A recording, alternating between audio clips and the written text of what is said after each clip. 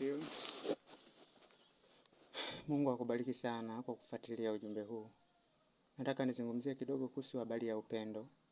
Kwenye kitabu cha Marko sura ya 12, mstari wa 31, neno la Mungu linasema mpende jirani yako kama nafsi yako. Tunaona vizuri wapendwa. Kwa hiyo hatuwezi kumpenda Mungu ihali majirani zetu hatuwezi kuwapenda. Upendo unaanzia kwa mkeo, kwa mmeo, ndio sisi wengine tunafuata. Kama huwezi kutumia hata kijiko cha mkeo, utatupenda vipi sisi wengine? Kwa hiyo upendo lazima uanzie karibu. Tujifunze namna ya kuishi kwa upendo. Upendo haulipizi kisasi. We kama una chuki binafsi basi hauna upendo. Jitafakari maisha yako yapoje ili uweze kumpendeza Mungu. Maisha sio maigizo.